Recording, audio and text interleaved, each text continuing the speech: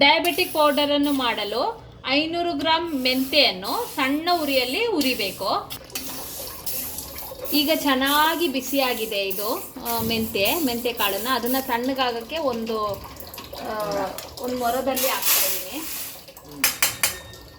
Next 200 gram ಜೀರಿಗೆನ ಹಾಕಿ ಅದನ್ನು ಅದೇ ಥರ ಬಿಸಿ ಮಾಡಬೇಕು ಸಣ್ಣ ಉರಿಯಲ್ಲಿ.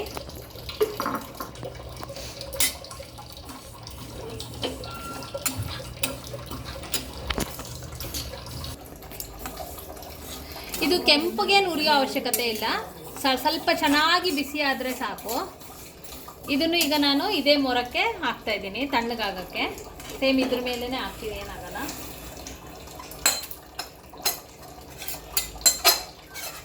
ಈಗ 50 ಗ್ರಾಮ್ ಗಸಗಸೆನ ಹಾಕಿ ಹುರಿಬೇಕು.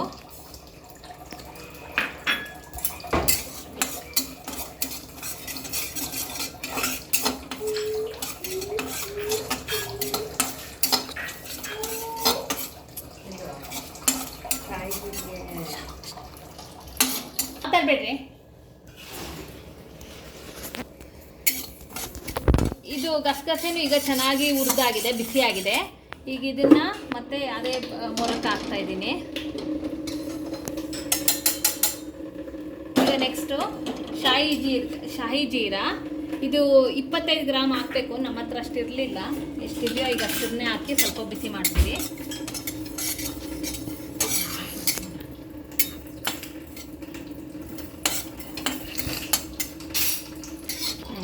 ಇವಾಗ ಶಾಹಿ ಜೀರಾ ಬಿಸಿಯಾಗಿದೆ, ಅದನ್ನು ಹಾಕ್ತಾ ಇದ್ದೀನಿ.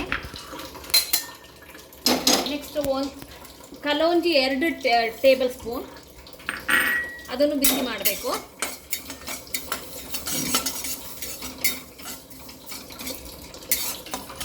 ಇವಾಗ ಕಲೋಂಜಿ ಈಗ ಚೆನ್ನಾಗಿ ಬಿಸಿಯಾಗಿದೆ, ಅದನ್ನು ನಾವೀಗ ಮೊರಕ್ಕೆ ಹಾಕ್ಕೊಡ್ತಿದ್ದೀವಿ.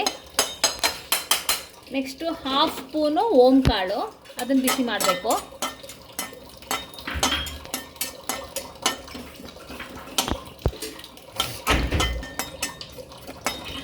ಈಗ ಇದು ಓಂಕಾಳು ಚೆನ್ನಾಗಿ ಬಿಸಿಯಾಗಿದೆ, ಅದನ್ನು ಹಾಕಿ ಈಗ ನೆಕ್ಸ್ಟ್ ಶುಂಠಿ 50 ಗ್ರಾಮು, ಅದನ್ನು ಒಣಶುಂಠಿ ಅದನ್ನು ಸಪ್ರೇಟಾಗಿ ಪುಡಿ ಮಾಡಬೇಕು, ಇಲ್ಲ ಮಿಕ್ಸಿ ಜಾರ್ ಹಾಳಾಗುತ್ತೆ. ಆಮೇಲೆ ಮತ್ತಿಗೆ ಸೇರಿ ಪುಡಿ ಮಾಡಬೇಕಾಗತ್ತೆ. ಈಗ ಇದು ಒಣಶುಂಠಿ ಸ್ವಲ್ಪ ಚೆನ್ನಾಗಿ ಬಿಸಿಯಾಗಿದೆ, ಅದನ್ನು ನಾವು ಸಪ್ರೇಟಾಗಿ ಸ್ವಲ್ಪ ಪುಡಿ ಮಾಡ್ಕೊಂಡು ಆಮೇಲೆ ಒಟ್ಟಿಗೆಲ್ಲ ಮಿಕ್ಸಿ ಜೊತೆಗೆ ಪುಡಿ ಮಾಡ್ಕೋಬೇಕಾಗತ್ತೆ.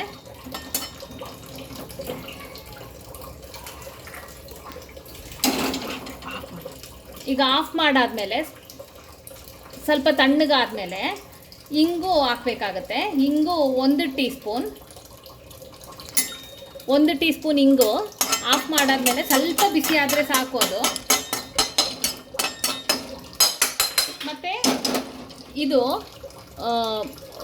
ಒಣಗಿಸಿ ಪುಡಿ ಮಾಡಿ 2 ಇಡೀ ಮುಷ್ಟಿ ತೊಗೊಂಡಿರೋ ಕರ್ಬೇವಿನ ಸೊಪ್ಪನ್ನು ಒಣಗಿಸಿ ಪುಡಿ ಮಾಡಿರೋದು, ಇದನ್ನು ಒಂದು ಸ್ವಲ್ಪ ಹೊತ್ತು ಹಾಕಿ ಬಿಸಿ ಮಾಡಿದ್ರೆ ಒಳ್ಳೆಯದು. ನೀವು ಒಣಗಿಸಿರೋ ಎಲೆ ಇದ್ದರೆ ಇದ್ರ ಜೊತೆಗೆ ಹಾಕಿ ಒಂಚೂರು ಬಿಸಿ ಮಾಡಿ ಪುಡಿ ಮಾಡ್ಕೊಳ್ಳಿ. ನಮ್ಮ ಮನೇಲಿ ಪುಡಿ ಇತ್ತು ಆಲ್ರೆಡಿ, ಒಣಗಿಸಿ ಪುಡಿ ಮಾಡಿರೋದು, ಅದನ್ನು ನೆರಳಲ್ಲಿ ಒಣಗಿಸ್ಬೇಕು.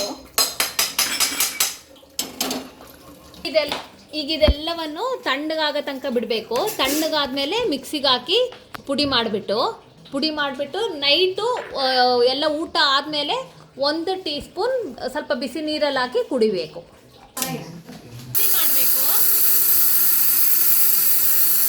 ತಣ್ಣಗಾಗಿ ಮಿಕ್ಸಿ ಮಾಡಿ ಪುಡಿ ಮಾಡಿರೋದನ್ನು ಈಗ ಜರಡಿ ಹಿಡಿದ್ರೆ ಈ ನೈಸ್ ಪುಡಿ ಬರುತ್ತೆ. ಇದನ್ನು ಹಿಡ್ಕೊಂಡು ನೀವು ತಿನ್ನಬೇಕು. ಏರ್ ಟೈಟ್ ಕಂಟೈನರಲ್ಲಿ ಕ್ಲೋಸ್ ಮಾಡಿ 2 ತಿಂಗಳ ತನಕನೂ ಬರುತ್ತದು, ಇಟ್ಕೊಬೇಕಾಗತ್ತೆ. 1 ಟೀ ಸ್ಪೂನ್ ಮಾತ್ರ ನೈಟ್ ಊಟ ಆದಮೇಲೆ ತಗೊಳ್ಳಿ.